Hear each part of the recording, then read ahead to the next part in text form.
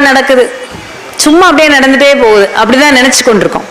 இல்லை, நம் வாழ்க்கையிலே நடக்கின்ற அத்தனை சம்பவங்களுக்கும் பின்புலத்திலே ஒரு சரியான காரணத்தோடு தான் நடைபெற்று கொண்டிருக்கின்றது. காரணம் இல்லாமல் எந்த காரியமும் நடைபெறுவதே இல்லை. அதை நாம புரிஞ்சுக்காம அதுவா நடக்குது, சும்மா போகுது. ஏன் இன்னைக்கு ஆவணி திருவிழாக்கு வந்திருக்கோம், அப்படியே வந்தோம், லீவ் இருக்கு வந்தோம், இல்லை முருகனை பார்க்கணும்னு நினைச்சோம் வந்தோம். அது இல்லை, இதற்கு பின்புலத்தில் என்ன காரணம் இருக்குங்கிறது பரம்பொருள் ஒன்று மட்டும்தான் அறியும். பரம்பொருளுக்கு அடுத்து ஒருத்தர் அறிவார், அவர்தான் காலதேவன். இந்த காலதேவனுக்கு இறைவன் என்ன நினைக்கிறாங்கிறது முன்னாடியே தெரிஞ்சிடும். அதனால தான் அவர் காலத்தை நிர்ணயிக்கின்றார், உயிர்களின் காலத்தை நிர்ணயிக்கின்றார்.